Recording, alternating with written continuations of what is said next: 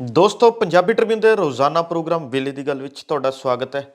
ਮੈਂ ਆਤਿਸ਼ ਗੁਪਤਾ ਤੁਹਾਡੇ ਸਾਹਮਣੇ ਹਾਜ਼ਰ ਹਾਂ ਤੇ ਅੱਜ ਅਸੀਂ ਗੱਲ ਕਰਾਂਗੇ 50 ਵਰ੍ਹੇ ਪਹਿਲਾਂ ਅਮਰੀਕਾ ਤੇ ਵੀਅਤਨਾਮ ਦੀ ਜਿੱਤ ਬਾਰੇ। ਜੀ ਹਾਂ ਦੋਸਤੋ, ਜਿਵੇਂ ਕਿ ਆਪਾਂ ਸਾਰੇ ਹੀ ਪੜ੍ਹਦੇ ਆ ਰਹੇ ਹਾਂ, ਪਿਛਲੇ ਲੰਬੇ ਸਮੇਂ ਤੋਂ ਸੁਣਦੇ ਆ ਰਹੇ ਹਾਂ ਵੀ ਕਿ ਅਮਰੀਕਾ ਇੱਕ ਵਿਸ਼ਵ ਸ਼ਕਤੀ ਵਜੋਂ ਜਿਹੜਾ ਹੈਗਾ ਪਿਛਲੇ ਲੰਬੇ ਸਮੇਂ ਤੋਂ ਜਾਣਿਆ ਜਾਂਦਾ ਹੈ, ਜੋ ਕਿ ਹਰ ਖੇਤਰ ਦੇ ਵਿੱਚ ਜਿਹੜਾ ਇਹ ਉਹ ਫੌਜ ਦੀ ਗੱਲ ਕਰੀਏ, ਸੁਰੱਖਿਆ ਪ੍ਰਬੰਧਾਂ ਦੀ ਗੱਲ ਕਰ ਲਈਏ, ਤਕਨੀਕ ਦੀ ਗੱਲ ਕਰ ਲਈਏ, ਹਰ ਖੇਤਰ ਦੇ ਵਿੱਚ ਮੋਹਰੀ ਦੇਸ਼ਾਂ ਦੇ ਵਿੱਚ ਗਿਣਿਆ ਜਾਂਦਾ ਹੈ। ਤੇ ਇਸ ਤਰ੍ਹਾਂ ਉਹ ਇੱਕ ਮਹਾ ਸ਼ਕਤੀ ਵਜੋਂ ਉੱਭਰ ਕੇ ਸਾਹਮਣੇ ਆਉਣ ਵਾਲੇ ਦੇਸ਼ ਮੁਲਕਾਂ ਦੇ ਵਿੱਚੋਂ ਇੱਕ ਰਿਹਾ ਹੈ। ਤੇ ਇਸ ਦੇ ਨਾਲ ਹੀ ਦੇਖੀਏ ਤਾਂ ਦੂਜੀ ਵਿਸ਼ਵ ਜੰਗ ਤੋਂ ਬਾਅਦ ਅਮਰੀਕਾ ਦੇ ਵੱਲੋਂ ਜਿਹੜਾ ਹੈਗਾ ਹੀਰੋਸ਼ੀਮਾ ਤੇ ਨਾਗਾਸਾਕੀ ਤੇ ਐਟਮ ਬੰਬ ਸੁੱਟਣ ਵਾਂਗੂ ਅਮਰੀਕੀ ਆਗੂਆਂ ਦੇ ਵਿੱਚ ਇੱਕ ਹੌਸਲਾ ਉਹਨਾਂ ਦਾ ਬਹੁਤ ਵੱਧ ਚੁੱਕਾ ਸੀ, ਕਿਉਂਕਿ ਉਹ ਸੋਚਦੇ ਸੀ ਅਸੀਂ ਇੱਕ ਵਿਸ਼ਵ ਸ਼ਕਤੀ ਬਣ ਚੁੱਕੇ ਹਾਂ, ਅਸੀਂ ਜਿਹੜੇ ਮਰਜ਼ੀ ਮੁਲਕ ਨਾਲ ਜਿਹੜੇ ਮਰਜ਼ੀ ਜਿਹੜਾ ਹੈਗਾ ਜਿੱਥੇ ਮਰਜ਼ੀ ਦੇ ਲੋਕਾਂ ਨਾਲ ਅਸੀਂ ਪੰਗਾ ਲੈ ਲਈਏ ਤੇ ਅਸੀਂ ਉੱਥੇ ਜਿੱਤ ਹਾਸਲ ਕਰ ਸਕਦੇ ਹਾਂ। ਇਸ ਤਰ੍ਹਾਂ ਦਾ ਉਹਨਾਂ ਦਾ ਜਿਹੜਾ ਹੈਗਾ ਇੱਕ ਰਵੱਈਆ ਬਣ ਚੁੱਕਾ ਸੀ। ਤੇ ਆਖਿਰਕਾਰ ਇਸੇ ਰਵੱਈਏ ਦੇ ਅੱਗੇ ਚੱਲਦੇ ਚੱਲਦਿਆਂ ਜਿਹੜਾ ਹੈਗਾ ਉਹ ਇੰਨਾ ਕੁ ਆਪਣੇ ਆਪ ਨੂੰ ਓਵਰ ਕੌਨਫੀਡੈਂਟ ਕਹਿ ਲਈਏ ਜਾਂ ਆਪਣੇ ਆਪ 'ਤੇ ਜਿਹੜਾ ਹੈਗਾ ਇੱਕ ਜ਼ਿਆਦਾ ਜਿਹੜਾ ਹੈਗਾ ਆਪਣੀ ਸ਼ਕਤੀ 'ਤੇ ਹੰਕਾਰੀ ਰੂਪ ਧਾਰਨ ਕਰ ਗਿਆ। ਅਤੇ ਉਹ ਹੰਕਾਰ ਤੋੜਨ ਦੇ ਵਿੱਚ ਜਿਹੜਾ ਹੈਗਾ ਅਮਰੀਕਾ ਦਾ ਕਾਮਯਾਬ ਰਿਹਾ ਵੀਅਤਨਾਮ, ਜਿਸ 'ਤੇ ਕਿ ਅਮਰੀਕਾ ਵੱਲੋਂ ਜਿਹੜਾ ਹੈਗਾ ਹਮਲਾ ਕੀਤਾ ਗਿਆ। ਭਾਵੇਂ ਕਿ ਇਹ ਜਿਹੜੀ ਵੀਅਤਨਾਮ ਅਤੇ ਅਮਰੀਕਾ ਦੇ ਵਿਚਕਾਰ ਜੰਗ ਕਹੀ ਜਾਂਦੀ ਹੈ, ਲੜਾਈ ਕਹੀ ਜਾਂਦੀ ਹੈ, ਇਹ ਦੁਨੀਆ ਦੀ ਸਭ ਤੋਂ ਲੰਬੀ ਲੜਾਈ ਮੰਨੀ ਜਾਂਦੀ ਹੈ, ਕਿਉਂਕਿ ਇਹਨਾਂ ਦੋਵਾਂ ਮੁਲਕਾਂ ਦੇ ਵਿੱਚ ਟਕਰਾਅ ਜਿਹੜਾ ਹੈਗਾ ਕਿ 1960 ਤੋਂ ਬਾਅਦ ਜਿਹੜਾ ਹੈਗਾ ਸ਼ੁਰੂ ਹੋ ਗਏ ਸੀ, ਜੋ ਕਿ 1972 ਤੱਕ ਲਗਾਤਾਰ ਚੱਲਦੇ ਰਹੇ ਹੈ। ਇਹ ਟਕਰਾਅ ਜਿਹੜਾ ਹੈਗਾ ਲਗਭਗ 8-10 ਸਾਲ ਚੱਲਦਾ ਰਿਹਾ ਹੈ। ਇਸ ਦੌਰਾਨ ਦੋਵਾਂ ਦੇਸ਼ਾਂ ਦਾ ਬਹੁਤ ਵੱਡੇ ਪੱਧਰ 'ਤੇ ਨੁਕਸਾਨ ਹੋਇਆ। ਕਾਫੀ ਜਿਹੜੇ ਉਹਨਾਂ ਦੇ ਸੁਰੱਖਿਆ ਕਰਮੀ ਕਹਿ ਲਓ, ਫੌਜ ਦੇ ਮੁਲਾਜ਼ਮ ਕਹਿ ਲਓ, ਮੌਤ ਦਾ ਸ਼ਿਕਾਰ ਹੋ ਗਏ, ਉਹਨਾਂ ਦੀ ਮੌਤ ਚਲੀ ਗਈ। ਅਤੇ ਆਖਿਰਕਾਰ 27 ਜਨਵਰੀ 1972 ਨੂੰ ਜਿਹੜਾ ਹੈਗਾ ਅਮਰੀਕਾ ਨੂੰ ਆਪਣੇ ਆਪ ਨੂੰ ਪਿੱਛੇ ਹਟਾਉਣ ਲਈ ਮਜਬੂਰ ਹੋਣਾ ਪਿਆ। ਅਤੇ ਵੀਅਤਨਾਮ ਜਿਹੜਾ ਹੈਗਾ ਆਜ਼ਾਦੀ ਦਾ ਉਸਨੇ ਇੱਕ ਬਿਗੁਲ ਵਜਾ ਦਿੱਤਾ ਵੀ ਕਿ ਵੀਅਤਨਾਮ 27 ਜਨਵਰੀ 1973 ਨੂੰ ਜਿਹੜਾ ਹੈਗਾ ਵੀਅਤਨਾਮ ਜਿੱਤ ਗਿਆ ਸੀਗਾ। ਅਤੇ ਇਸ ਤੋਂ ਪਤਾ ਲੱਗਦਾ ਹੈ ਵੀ ਕਿਆ ਜੋ ਕਿ ਇੱਕ ਵਿਸ਼ਵ ਸ਼ਕਤੀ ਬਣਿਆ ਹੋਇਆ ਦੇਸ਼ ਹੈ, ਉਸ ਨੂੰ ਵੀਅਤਨਾਮ ਵਰਗੇ ਇੱਕ ਛੋਟੇ ਜਿਹੇ ਦੇਸ਼ ਨੇ ਜਾਂ ਜਿਹਦੇ ਕੋਲ ਇੱਕ ਬਹੁਤ ਸਹੂਲਤਾਂ ਦੀ ਘਾਟ ਹੋਵੇ, ਉਸ ਦੇਸ਼ ਨੇ ਕਿਵੇਂ ਇੱਕ ਵਿਊਤਬੰਦੀ ਨਾਲ ਹਰਾਇਆ ਅਤੇ ਜਿਹੜਾ ਹੈਗਾ ਅਮਰੀਕਾ ਨੂੰ ਭੱਜਣ ਲਈ ਜਿਹੜਾ ਹੈਗਾ ਮਜਬੂਰ ਕਰ ਦਿੱਤਾ। ਪਰ ਜੇ ਗੱਲ ਕਰੀਏ ਤਾਂ ਇਹ ਜਿਵੇਂ ਕਿ ਆਪਾਂ ਦੱਸਿਆ ਵੀ ਕਿ ਜਿਹੜਾ ਹੈਗਾ ਦੁਨੀਆ ਦੀ ਸਭ ਤੋਂ ਵੱਡੀ ਲੜਾਈਆਂ ਦੇ ਵਿੱਚੋਂ ਇੱਕ ਲੜਾਈ ਜਿਹੜੀ ਹੈਗੀ ਹੈ ਅਮਰੀਕਾ ਅਤੇ ਵੀਅਤਨਾਮ ਦੀ ਮੰਨੀ ਜਾਂਦੀ ਹੈ। ਅਤੇ ਇੱਥੇ ਜੇ ਦੇਖੀਏ ਤਾਂ ਇਸ ਲੜਾਈ, ਇਸ ਜੰਗ ਦੇ ਵਿੱਚ ਨੁਕਸਾਨ ਵੀ ਬਹੁਤ ਹੋਇਆ, ਕਿਉਂਕਿ ਦੋਵਾਂ ਹੀ ਮੁਲਕਾਂ ਦਾ ਜਿਹੜਾ ਹੈਗਾ ਨੁਕਸਾਨ ਹੋਇਆ। ਅਮਰੀਕਾ ਦਾ ਵੀ ਵੱਡੇ ਪੱਧਰ 'ਤੇ ਹੋਇਆ ਅਤੇ ਉਸ ਦੇ ਨਾਲ ਹੀ ਗੱਲ ਕਰੀਏ ਤਾਂ ਵੀਅਤਨਾਮ ਦਾ ਵੀ ਕੋਈ ਘੱਟ ਨੁਕਸਾਨ ਨਹੀਂ ਹੋਇਆ। ਪਰ ਵੀਅਤਨਾਮ ਦੀ ਆਬਾਦੀ ਉਸ ਹਿਸਾਬ ਸਿਰ ਹੋਣ ਕਰਕੇ ਉਹਨਾਂ ਦੇ ਵਿੱਚ ਮੌਤਾਂ ਦੀ ਗਿਣਤੀ ਘੱਟ ਰਹੀ ਹੈ। ਪਰ ਜੇ ਦੇਖੀਏ ਤਾਂ ਉੱਥੇ ਦੇ ਜੋ ਵੀ ਆਰਥਿਕ, ਜੋ ਉੱਥੇ ਦੀ ਮੁੱਢਲੀ ਸਹੂਲਤਾਂ ਹੈ, ਉਹਨਾਂ ਦਾ ਵੱਡੇ ਪੱਧਰ 'ਤੇ ਨੁਕਸਾਨ ਹੋਇਆ। ਅਤੇ ਉਸ ਨੁਕਸਾਨ ਕਰਕੇ ਵੀਅਤਨਾਮ ਵਰਗੇ ਦੇਸ਼ਾਂ ਨੂੰ ਕਈ ਤਰ੍ਹਾਂ ਦੀ ਦਿੱਕਤਾਂ ਦਾ ਸਾਹਮਣਾ ਕਰਨਾ ਪਿਆ।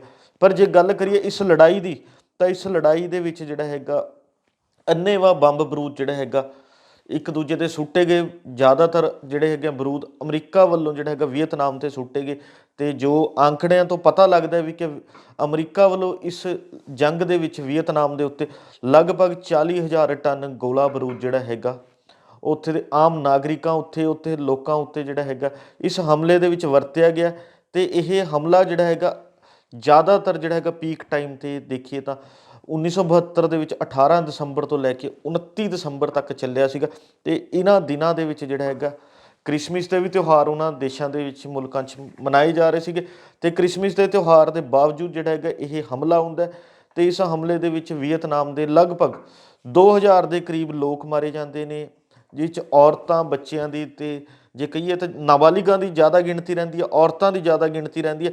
ਇਸ ਦੇ ਨਾਲ ਹੀ ਜੇ ਦੇਖੀਏ ਤਾਂ 2000 ਦੇ ਕਰੀਬ ਘਰਾਂ ਦਾ ਜਿਹੜਾ ਹੈਗਾ ਟਹਿ ਢੇਰੀ ਹੋ ਜਾਂਦੇ ਨੇ, ਉਹਨਾਂ ਦਾ ਨੁਕਸਾਨ ਹੁੰਦਾ। 80% ਜਿਹੜੇ ਬਿਜਲੀ ਘਰ ਨੇ ਉਹ ਤਬਾਹ ਹੋ ਜਾਂਦੇ ਨੇ। ਵੀ ਕਿ ਇਹ ਆਂਕੜੇ ਦੱਸਦੇ ਨੇ ਵੀ ਕਿ ਇਸ ਜੰਗ ਦੇ ਵਿੱਚ ਵੀਅਤਨਾਮ ਦਾ ਇੰਨਾ ਵੱਡਾ ਨੁਕਸਾਨ ਜਿਹੜਾ ਹੈਗਾ ਹੋਇਆ। ਅਤੇ ਉਸ ਦੇ ਬਾਵਜੂਦ ਜਿਹੜਾ ਹੈਗਾ ਵੀਅਤਨਾਮ ਪਿੱਛੇ ਨਹੀਂ ਹਟਿਆ। ਅਮਰੀਕਾ ਵੱਲੋਂ ਵੀਅਤਨਾਮ ਦੇ 1600 ਦੇ ਕਰੀਬ ਫੌਜੀ ਸਾਜੋ ਸਮਾਨ ਦੇ ਕਾਰਖਾਨੇ ਢਾਹ ਦਿੱਤੇ ਗਏ। ਅਤੇ ਉਸਦੇ ਜਿਹੜਾ ਹੈਗਾ ਵੀਅਤਨਾਮ ਫਿਰ ਵੀ ਪੂਰੀ ਤਾਕਤ ਨਾਲ ਜਿਹੜਾ ਹੈਗਾ ਅਮਰੀਕਾ ਦਾ ਸਾਹਮਣਾ ਕਰਦਾ ਰਿਹਾ। ਅਤੇ ਇਸ ਸਾਹਮਣੇ ਦੇ ਸਦਕਾ ਹੀ ਜਿਹੜਾ ਹੈਗਾ ਵੀਅਤਨਾਮ ਵੱਲੋਂ ਵੀ ਮੋੜਵਾਂ ਜਵਾਬ ਦਿੱਤਾ ਗਿਆ। ਇਸ ਮੋੜਵੇਂ ਜਵਾਬ ਦੇ ਵਿੱਚ ਜੇ ਗੱਲ ਕਰੀਏ ਤਾਂ ਅਮਰੀਕਾ ਦਾ ਵੀ ਕੋਈ ਘੱਟ ਨੁਕਸਾਨ ਨਹੀਂ ਹੋਇਆ। ਉਹਨਾਂ ਦੇ ਤਾਂ ਪਤਾ ਲੱਗ ਰਿਹਾ ਵੀ ਕਿ ਹਾਂਜੀ ਬਹੁਤ ਥੋੜ੍ਹੇ, ਪਰ ਜਿਹੜੇ ਆંકੜੇ ਫਿਰ ਬਾਅਦ ਦੇ ਵਿੱਚ ਨਿਕਲ ਕੇ ਆਉਂਦੇ ਰਹੇ ਤਾਂ ਪਤਾ ਲੱਗਦਾ ਵੀ ਕਿ ਇਸ ਜੰਗ 'ਚ ਕੁੱਲ ਵੀਅਤਨਾਮੀ ਜਿਹੜੇ ਨੇ ਉਹ 30 ਲੱਖ ਦੇ ਕਰੀਬ ਜਿਹੜਾ ਹੈਗਾ ਅਸਲ ਆંકੜਾ ਜਦੋਂ ਬਾਹਰ ਨਿਕਲ ਕੇ ਆਇਆ ਵੀ ਕਿ ਸ਼ਹੀਦ ਹੋ ਚੁੱਕੇ ਸੀਗੇ। ਅਤੇ ਉੱਧਰ ਅਮਰੀਕਾ ਵਾਲੇ ਪਾਸੇ ਗੱਲ ਕਰੀਏ ਤਾਂ ਅਮਰੀਕਾ ਦੇ ਵੀ ਜਿਹੜਾ ਹੈਗਾ ਕੋਈ 58,000 ਦੇ ਕਰੀਬ ਜਿਹੜਾ ਹੈਗਾ ਉਹਨਾਂ ਦੇ ਫੌਜੀ ਜਵਾਨ ਜਿਹੜੇ ਨੇ ਉਹ ਮਾਰੇ ਗਏ। ਪਹਿਲਾਂ ਇਹ ਆંકੜਾ ਕੋਈ 38,000 ਦੇ ਕਰੀਬ ਜਿਹੜਾ ਹੈਗਾ ਗਿਣਿਆ ਜਾਂਦਾ ਸੀਗਾ, ਪਰ ਜਿਵੇਂ ਜਿਵੇਂ ਸਮੇਂ ਦੇ ਨਾਲ ਇਸ ਜੰਗ 'ਤੇ ਰਿਸਰਚ ਹੋਈ, ਅਸਲ ਆંકੜੇ ਨਿਕਲ ਕੇ ਸਾਹਮਣੇ ਆਏ, ਤਾਂ ਹੁਣ ਲੇਟੈਸਟ ਆંકੜੇ ਜਿਹੜੇ ਦੱਸਦੇ ਨੇ ਵੀ ਕਿ ਉਹ ਜਿਹੜੇ ਇਹ ਹੈ ਵੀ ਕਿ 58,000 ਦੇ ਕਰੀਬ ਫੌਜੀ ਜਿਹੜੇ ਨੇ ਉਸ ਸਮੇਂ ਮਾਰੇ ਗਏ ਸੀ।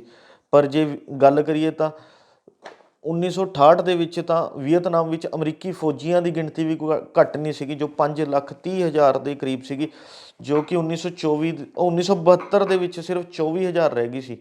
ਵੀ ਕਿ ਇਹਨਾਂ ਸਾਰੀ ਲੜਾਈ ਨੇ ਇਹ ਹਾਲਾਤ ਜਿਹੜੇ ਨੇ ਉਸ ਸਮੇਂ ਇੱਕ ਬਣਾਏ, ਉਸ ਸਮੇਂ ਹਾਲਾਤ ਜਿਹੜੇ ਨੇ ਪੈਦਾ ਕੀਤੇ।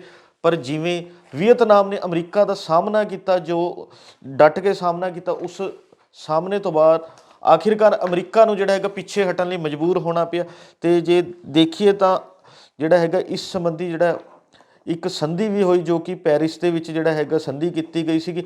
ਇਹ ਸੰਧੀ ਵੀ 27 ਜਨਵਰੀ 1973 ਨੂੰ ਇੱਕ ਪੈਰਿਸ ਵਿੱਚ ਸੰਧੀ ਹੋਈ, ਜਿਸ ਦੇ ਵਿੱਚ ਅਮਰੀਕਾ ਵੱਲੋਂ ਜਿਹੜਾ ਵੀਅਤਨਾਮ ਵਰਗੇ ਦੇਸ਼ਾਂ ਦੇ ਵਿੱਚ ਸਮੇਂ-ਸਮੇਂ 'ਤੇ ਦਖਲ ਦਿੱਤਾ ਜਾਂਦਾ ਸੀਗਾ, ਉਹ ਦਖਲ ਜਿਹੜਾ ਖਤਮ ਹੋ ਗਿਆ।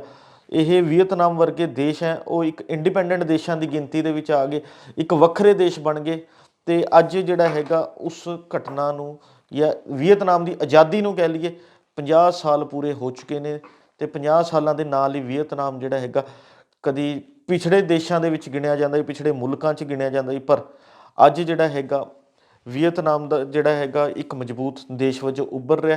ਪਰ ਜੇ ਗੱਲ ਕਰੀਏ ਤਾਂ ਅਮਰੀਕਾ ਦੀ, ਤਾਂ ਅਮਰੀਕਾ ਵੱਲੋਂ ਪਹਿਲਾਂ ਵੀ ਕੋਈ ਇਹ ਪਹਿਲੀ ਵਾਰ ਜਿਹੜਾ ਹੈਗਾ 1960-70 ਦੀ ਗੱਲ ਕਰੀਏ, ਵੀਅਤਨਾਮ ਵਰਗੇ ਦੇਸ਼ਾਂ ਨਾਲ ਪਹਿਲੀ ਵਾਰ ਪੰਗਾ ਨਹੀਂ ਲਿਆ ਗਿਆ। ਇਸ ਤੋਂ ਪਹਿਲਾਂ ਵੀ ਅਮਰੀਕਾ ਨੇ ਇਰਾਕ ਨਾਲ, ਅਫਗਾਨਿਸਤਾਨ ਨਾਲ, ਹੋਰ ਵੀ ਕਈ ਮੁਲਕਾਂ ਨਾਲ ਜਿਹੜਾ ਹੈਗਾ ਇਸ ਤਰ੍ਹਾਂ ਦੇ ਜਿਹੜਾ ਹੈਗਾ ਪੰਗੇ ਲਏ ਗਏ, ਕਿਉਂਕਿ ਅਮਰੀਕਾ ਨੂੰ ਆਪਣੇ ਆਪ 'ਤੇ ਇੱਕ ਸੀਗਾ ਵੀ ਕਿ ਉਹ ਵਿਸ਼ਵ ਸ਼ਕਤੀ ਜਿਹੜਾ ਹੈਗਾ ਬਣ ਚੁੱਕਿਆ, ਅਤੇ ਉਹ ਜਿਸ ਮਰਜ਼ੀ ਮੁਲਕ ਨਾਲ ਪੰਗਾ ਲਏ ਜਾਂ ਕਿਸੇ 'ਤੇ ਵੀ ਹਮਲਾ ਕਰੇ ਤਾਂ ਉਹਨਾਂ ਹਮਲਾ ਕਰਕੇ ਜਿਹੜਾ ਹੈਗਾ ਉੱਥੇ ਰਾਜ ਸਥਾਪਿਤ ਕਰ ਸਕਦਾ, ਉਸ 'ਤੇ ਕਬਜ਼ਾ ਕਰ ਸਕਦਾ।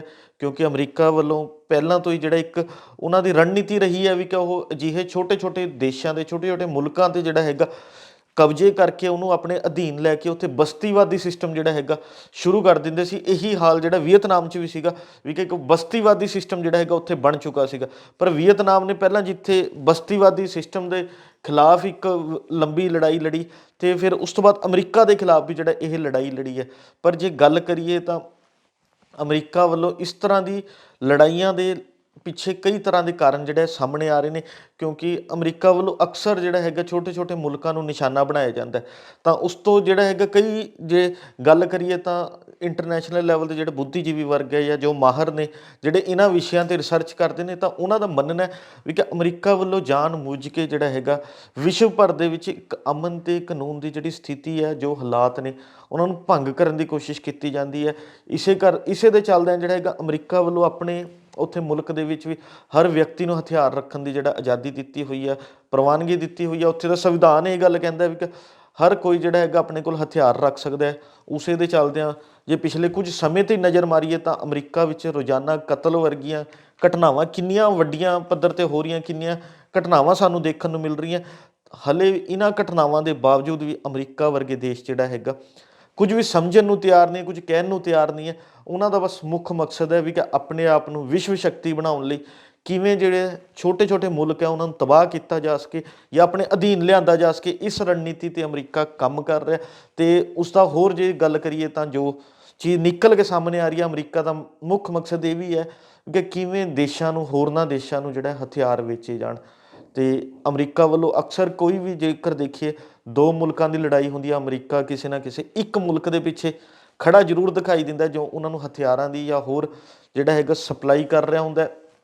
ਪਰ ਜਿਵੇਂ ਅਮਰੀਕਾ ਆਪਣੇ ਆਪ ਨੂੰ ਵਿਸ਼ਵ ਸ਼ਕਤੀ ਸਮਝ ਰਿਹਾ ਸੀ, ਤਾਂ ਉਸ ਦਾ ਇਹ ਹੰਕਾਰ ਤੋੜਨ ਦੇ ਵਿੱਚ ਵੀਅਤਨਾਮ ਦਾ ਇੱਕ ਵੱਡਾ ਰੋਲ ਰਿਹਾ। ਵੀਅਤਨਾਮ ਨੇ ਕਿਤੇ ਨਾ ਕਿਤੇ ਅਮਰੀਕਾ ਦੇ ਹੰਕਾਰ ਨੂੰ ਤੋੜਿਆ, ਤੇ ਵੀਅਤਨਾਮ ਦੀ ਉਸ ਜਿੱਤ ਦਾ ਅਸਰ ਜੇ ਗੱਲ ਕਰੀਏ ਤਾਂ ਸਾਡੇ ਪੰਜਾਬ 'ਤੇ ਵੀ ਦੇਖਣ ਨੂੰ ਮਿਲਿਆ, ਕਿਉਂਕਿ ਉਸ ਪੰਜਾਬ ਦੇ ਵਿੱਚ, ਸਾਡੇ ਪੰਜਾਬ ਦੇ ਵਿੱਚ ਜਿਹੜਾ ਹੈਗਾ, ਵੀਅਤਨਾਮ ਦੀ ਜਿੱਤ ਤੋਂ ਬਾਅਦ ਉਸ ਸੰਘਰਸ਼ ਦੀ, ਉਸ ਜਿੱਤ ਦੀ, ਵੀਅਤਨਾਮੀਆਂ ਦੇ ਜਿਹੜੇ ਉੱਥੇ ਲੜਾਈ ਲੜਨ ਦਾ ਹੌਸਲਾ ਸੀ, ਉਹਦਾ ਇੱਕ ਵੱਡੀ ਗੂੰਜ ਜਿਹੜੀ ਆ ਪੰਜਾਬ 'ਚ ਵੀ ਦੇਖਣ ਨੂੰ ਮਿਲੀ। ਅਤੇ ਪੰਜਾਬ ਦੇ ਲੋਕਾਂ ਨੇ ਵੀ ਜਿਹੜਾ ਹੈਗਾ ਇਸ ਚੀਜ਼ ਦੇ ਨਾਅਰੇ ਤੱਕ ਲਗਾਏ ਉਸ ਸਮੇਂ। ਮੇਰਾ ਨਾਮ ਤੇਰਾ ਨਾਮ ਵੀਅਤਨਾਮ ਦਾ ਨਾਅਰਾ ਵੀ ਜਿਹੜਾ ਹੈਗਾ ਪੰਜਾਬ 'ਚ ਗੂੰਜ ਕੇ ਸਾਹਮਣੇ ਆਇਆ ਸੀਗਾ। ਅਤੇ ਜਿਹੜਾ ਹੈਗਾ, ਕਿਉਂਕਿ ਪੰਜਾਬੀ ਵੀ ਇੱਕ ਸੰਘਰਸ਼ਸ਼ੀਲ ਕੌਮ ਹੈ, ਇਸ ਵੱਲੋਂ ਵੀ ਪਿਛਲਾ ਲੰਬਾ ਸਮਾਂ ਜਿਹੜਾ ਹੈਗਾ ਸੰਘਰਸ਼ ਕੀਤੇ ਗਏ ਨੇ, ਅਤੇ ਉਹਨਾਂ ਵੱਲੋਂ ਹੀ ਜਿਹੜਾ ਹੈਗਾ ਵੀਅਤਨਾਮ ਦੇ ਸੰਘਰਸ਼ ਦੀ ਵੀ ਸ਼ਲਾਘਾ ਕੀਤੀ ਗਈ, ਉਤਸ਼ਾਹਿਤ ਕੀਤਾ ਗਿਆ ਵੀ ਕਿ ਵੀਅਤਨਾਮ ਨੇ ਇੱਕ ਜਿਹੜਾ ਵਿਸ਼ਵ ਸ਼ਕਤੀ ਵਰਗਾ ਦੇਸ਼ ਹੈ, ਉਸ ਨੂੰ ਜਿਹੜਾ ਹੈਗਾ ਗੋਡੇ ਟੇਕਣ ਲਈ ਮਜਬੂਰ ਕਰ ਦਿੱਤਾ। ਅਤੇ ਇਸ ਦੇ ਨਾਲ ਹੀ ਜੇਕਰ ਹੋਰ ਗੱਲ ਕਰੀਏ ਤਾਂ ਜਿਹੜਾ ਹੈਗਾ, ਇਸ ਤਰ੍ਹਾਂ ਦੀ ਜੰਗਾਂ ਜਿਹੜੀਆਂ ਹੈਗੀਆਂ ਕਿਸੇ ਵੀ ਮਸਲੇ ਦਾ ਜੇ ਦੇਖੀਏ ਕਦੇ ਹੱਲ ਨਹੀਂ ਹੁੰਦੀਆਂ, ਕਿਉਂਕਿ ਅਜਿਹੀ ਜੰਗਾਂ ਲੰਬਾ ਸਮਾਂ ਚੱਲਦੀਆਂ ਨੇ। ਇਸ ਨਾਲ ਜਿੱਥੇ ਗੋਲਾ ਬਰੂਦ ਹੋਰ ਚੀਜ਼ਾਂ ਦਾ ਆਰਥਿਕ ਪੱਖੋਂ ਜਿਹੜਾ ਹੈਗਾ ਸਾਰੇ ਦੇਸ਼ਾਂ ਦਾ ਇੱਕ ਵੱਡਾ ਨੁਕਸਾਨ ਹੁੰਦਾ, ਉੱਥੇ ਹੀ ਗੱਲ ਕਰੀਏ ਤਾਂ ਉੱਥੇ ਦੇ ਲੋਕਾਂ ਦੀ ਮੌਤ ਦਾ ਸ਼ਿਕਾਰ ਹੋਣਾ ਪੈਂਦਾ, ਉਹਨਾਂ ਦੇ ਘਰ ਜਿਹੜੇ ਹੈਗੇ ਨੇ ਤਬਾਹ ਹੋ ਜਾਂਦੇ ਨੇ। ਉੱਥੇ ਦੀ ਦੇਸ਼ਾਂ ਦੀਆਂ ਜਿਹੜੀ ਮੁੱਢਲੀ ਸਹੂਲਤਾਂ, ਚਾਹੇ ਸਿਹਤ, ਸਿੱਖਿਆ, ਜਿਹੜੇ ਹੋਰ ਉੱਥੇ ਬੁਨਿਆਦੀ ਢਾਂਚੇ ਹੁੰਦੇ ਨੇ, ਉਹ ਸਾਰੇ ਇਹੋ ਜਿਹੀ ਲੜਾਈਆਂ 'ਚ ਤਬਾਹ ਹੋ ਜਾਂਦੇ ਨੇ। ਇਸ ਲਈ ਲੜਾਈ ਕਿਸੇ ਵੀ ਮਸਲੇ ਦਾ ਹੱਲ ਨਹੀਂ ਹੁੰਦਾ, ਕਿਉਂਕਿ ਜੇ ਪਿਛਲੇ ਸਮੇਂ ਦੇ ਵਿੱਚ ਹੀ ਨਿਗਾਹ ਮਾਰੀਏ ਤਾਂ ਜਿਹੜਾ ਹੈਗਾ ਆਪਣੇ ਯੂਕਰੇਨ ਅਤੇ ਰਸ਼ੀਆ ਦੇ ਵਿੱਚ ਇੱਕ ਪਿਛਲੇ ਸਾਲ ਤੋਂ ਜਿਹੜਾ ਹੈਗਾ, ਪਿਛਲੀ ਮਾਰਚ ਅਪ੍ਰੈਲ ਤੋਂ ਇੱਕ ਦੋਵਾਂ ਦੇਸ਼ਾਂ ਦੇ ਵਿਚਕਾਰ ਜਿਹੜਾ ਹੈਗਾ ਮੁਲਕਾਂ 'ਚ ਇੱਕ ਲੜਾਈ ਸ਼ੁਰੂ ਹੋਈ। ਉਹ ਲੜਾਈ ਹਾਲੇ ਤੱਕ ਖਤਮ ਹੋਣ ਦਾ ਨਾਮ ਨਹੀਂ ਲੈ ਰਹੀ, ਅਤੇ ਕਿਉਂਕਿ ਅੱਜ ਜਨਵਰੀ ਸ਼ੁਰੂ ਹੋ ਚੁੱਕਿਆ ਅਤੇ 1 ਸਾਲ ਜਿਹੜਾ ਹੈਗਾ ਹੁਣ ਪੂਰਾ ਹੋਣ ਵਾਲਾ ਹੈ। 2-3 ਮਹੀਨੇ ਬਾਅਦ 9-10 ਮਹੀਨੇ ਦੇ ਕਰੀਬ ਇਸ ਲੜਾਈ ਨੂੰ ਵੀ ਚੱਲਦੇ ਨੂੰ ਹੋ ਗਏ, ਜਿਸ ਕਰਕੇ ਇਸ ਲੜਾਈ 'ਚ ਜੇ ਦੇਖੀਏ, ਭਾਵੇਂ ਰਸ਼ੀਆ ਜਿਹੜਾ ਆਪਣੇ ਆਪ ਨੂੰ ਇੱਕ ਮਜ਼ਬੂਤ ਦੇਸ਼ ਮੰਨਦਾ ਸੀ, ਪਰ ਯੂਕਰੇਨ ਵੀ ਪਿੱਛੇ ਨਹੀਂ ਹਟਿਆ। ਪਰ ਯੂਕਰੇਨ ਨੇ ਪਿੱਛੇ ਨਾ ਹਟ ਕੇ ਰਸ਼ੀਆ ਨੂੰ ਮੋੜਵਾਂ ਜਵਾਬ ਤਾਂ ਦਿੱਤਾ ਹੈ। ਇਸ ਦੇ ਨਾਲ ਹੀ ਪਰ ਰਸ਼ੀਆ ਦੇ ਜੋ ਆਪਣਾ ਬੁਨਿਆਦੀ ਸਿਸਟਮ ਸੀ, ਜੋ ਉਹ ਸਿਹਤ ਸਹੂਲਤਾਂ ਜਾਂ ਸਿਹਤ ਦੀ ਪੜ੍ਹਾਈ ਕਰਾਉਣ 'ਚ, ਇੰਜੀਨੀਅਰਿੰਗ ਦੀ ਪੜ੍ਹਾਈ ਕਰਾਉਣ 'ਚ ਇੱਕ ਦੁਨੀਆ ਭਰ 'ਚ ਮੰਨਿਆ ਜਾਂਦਾ ਮੁਲਕ ਸੀਗਾ, ਪਰ ਉਸ ਦਾ ਬਹੁਤ ਵੱਡਾ ਨੁਕਸਾਨ ਹੋ ਚੁੱਕਾ ਹੈ। ਉਹ ਆਰਥਿਕ ਪੱਖੋਂ ਵੀ ਜਿਹੜਾ ਹੈਗਾ ਬਹੁਤ ਨੁਕਸਾਨ ਚੱਲ ਰਿਹਾ। ਉਸ ਦੇ ਨਾਲ ਹੀ ਗੱਲ ਕਰੀਏ ਤਾਂ ਉਹ ਖੇਤੀਬਾੜੀ ਦੇ ਖੇਤਰ 'ਚ ਵੀ ਪਛੜ ਗਿਆ, ਅਤੇ ਹੋਰ ਵੱਖ-ਵੱਖ ਜੇ ਵਰਗਾਂ 'ਚ ਵੱਖ-ਵੱਖ ਕਿਸਮਾਂ 'ਤੇ ਗੱਲ ਕਰੀਏ ਤਾਂ ਇਸ ਤਰ੍ਹਾਂ ਦੀ ਲੜਾਈਆਂ ਜਿਹੜੀਆਂ ਹੈਗੀਆਂ ਉਹ ਹਰ ਦੇਸ਼ 'ਤੇ ਅਸਰ ਪਾਉਂਦੀਆਂ। ਇਸ ਦਾ ਅਸਰ ਮੁਲਕ ਭਰ 'ਚ ਦੇਖਣ ਨੂੰ ਮਿਲਦਾ, ਕਿਉਂਕਿ ਅੱਜ ਦੇ ਸਮੇਂ ਸਾਰੇ ਹੀ ਮੁਲਕ ਜਿਹੜਾ ਉਹ ਆਪਸ 'ਚ ਰੁਜ਼ਗਾਰ ਦੇ ਖੇਤਰ 'ਚ ਕਿਤੇ ਨਾ ਕਿਤੇ ਜੁੜੇ ਹੋਏ ਦਿਖਾਈ ਦਿੰਦੇ ਨੇ। ਇੱਕ ਮੁਲਕ ਦੇ ਵਿੱਚ ਬੱਚੇ ਦੂਜੇ ਮੁਲਕ 'ਚ ਜਾ ਕੇ ਸਿੱਖਿਆ ਹਾਸਲ ਕਰ ਰਹੇ ਹੁੰਦੇ ਨੇ, ਰੁਜ਼ਗਾਰ ਹਾਸਲ ਕਰ ਰਹੇ ਹੁੰਦੇ ਨੇ, ਤਾਂ ਇਹ ਜੇਕਰ ਕਿਸੇ ਵੀ ਦੋ ਮੁਲਕਾਂ ਦੇ ਵਿਚਕਾਰ ਜਾਂ ਵਿਸ਼ਵ ਦੇ ਵਿੱਚ ਅਜਿਹੀ ਲੜਾਈਆਂ ਦੇਖਣ ਨੂੰ ਮਿਲਦੀਆਂ ਤਾਂ ਉਸ ਦਾ ਅਸਰ ਜਿਹੜਾ ਹੈਗਾ ਦੁਨੀਆ ਭਰ ਦੇ ਜਿਹੜਾ ਹੈਗਾ ਹੋਰਨਾਂ ਮੁਲਕਾਂ 'ਚ ਦੇਖਣ ਨੂੰ ਮਿਲਦਾ। ਇਸ ਲਈ ਚਾਹੀਦਾ ਤਾਂ ਇਹੀ ਹੈ ਵੀ ਕਿ ਇਸ ਤਰ੍ਹਾਂ ਦੀ ਲੜਾਈਆਂ ਜਾਂ ਜੰਗਾਂ ਕਿਸੇ ਮਸਲੇ ਦਾ ਹੱਲ ਨਹੀਂ ਹੁੰਦੀਆਂ। ਚਾਹੀਦਾ ਤਾਂ ਇਹੀ ਹੁੰਦਾ ਵੀ ਕਿ ਬੈਠ ਕੇ ਕੋਈ ਜਿਹੜਾ ਹੈਗਾ ਸ਼ਾਂਤਮਈ ਢੰਗ ਨਾਲ, ਜੇਕਰ ਕੋਈ ਮਸਲੇ ਹੁੰਦੇ ਵੀ ਨੇ ਤਾਂ ਉਹਨਾਂ ਦੇ ਹੱਲ ਕੱਢੇ ਜਾਣ, ਉਹਨਾਂ ਦੇ ਕੋਈ ਨਾ ਕੋਈ ਨਤੀਜੇ ਲੱਭੇ ਜਾਣ, ਤਾਂ ਜੋ ਇਸ ਤਰ੍ਹਾਂ ਦੀ ਲੜਾਈਆਂ ਨਾ ਹੋਣ। ਇਸ ਤਰ੍ਹਾਂ ਦੀ ਲੜਾਈਆਂ ਜਿਹੜਾ ਹੈਗਾ ਵੱਡੀ ਗਿਣਤੀ ਜਿੱਥੇ ਜਾਨਾਂ ਲੈ ਲੈਂਦੀਆਂ ਨੇ, ਉੱਥੇ ਹੀ ਆਰਥਿਕ ਅਤੇ ਸਮਾਜਿਕ ਪੱਖੋਂ ਵੀ ਲੋਕਾਂ ਦਾ ਬਹੁਤ ਨੁਕਸਾਨ ਕਰਦੀਆਂ। ਦੇਖਣਾ ਇਹੀ ਹੋਵੇਗਾ ਵੀ ਕਿ ਚਾਹੇ ਪਰ ਪਿਛਲੇ ਲੰਬੇ ਸਮੇਂ ਤੋਂ ਦੇਸ਼ ਦੇ ਵਿੱਚ ਜਿਹੜਾ ਹੈਗਾ ਇਸ ਤਰ੍ਹਾਂ ਦੀ ਘਟਨਾਵਾਂ ਨਹੀਂ ਦੇਖਣ ਨੂੰ ਮਿਲੀਆਂ, ਪਰ ਰਸ਼ੀਆ ਅਤੇ ਯੂਕਰੇਨ ਦੀ ਘਟਨਾ ਨੇ ਇੱਕ ਵਾਰ ਮੁੜ ਜਿਹੜਾ ਹੈਗਾ ਇਸ ਤਰ੍ਹਾਂ ਦੀ ਲੜਾਈਆਂ ਨੂੰ, ਜੰਗਾਂ ਨੂੰ ਮੁੜ ਯਾਦ ਕਰਵਾ ਦਿੱਤਾ। ਕੀ ਭਵਿੱਖ ਦੇ ਵਿੱਚ ਸਾਰੇ ਮੁਲਕ ਇੱਕ ਸ਼ਾਂਤੀ ਬਣਾ ਕੇ ਰੱਖਣਗੇ, ਜਿਹੜਾ ਹੈਗਾ ਆਪਸੀ ਗੱਲਬਾਤ ਨਾਲ ਕੋਈ ਇਸ ਤਰ੍ਹਾਂ ਦੇ ਮਸਲਿਆਂ ਨੂੰ ਸੁਲਝਾਉਣਗੇ, ਇਹ ਤਾਂ ਆਉਣ ਵਾਲਾ ਸਮਾਂ ਹੀ ਦੱਸੇਗਾ। ਪਰ ਪੰਜਾਬੀ ਟ੍ਰਿਬਿਊਨ ਤੁਹਾਡੇ ਤੱਕ ਇਸ ਤਰ੍ਹਾਂ ਦੀ ਜਨਤਕ ਮੁੱਦਿਆਂ ਨੂੰ, ਮਸਲਿਆਂ ਨੂੰ ਤੁਹਾਡੇ ਅੱਗੇ ਉਭਾਰਦਾ ਰਹੇਗਾ, ਤੁਹਾਡੇ ਅੱਗੇ ਲਿਆਂਦਾ ਰਹੇਗਾ, ਅਤੇ ਕੱਲ੍ਹ ਨੂੰ ਇਸੇ ਸਮੇਂ ਇੱਕ ਨਵੇਂ ਮੁੱਦੇ 'ਤੇ ਫਿਰ ਗੱਲਬਾਤ ਕਰਾਂਗੇ ਪ੍ਰੋਗਰਾਮ ਵੇਲੇ ਦੀ ਗੱਲ ਵਿੱਚ। ਧੰਨਵਾਦ।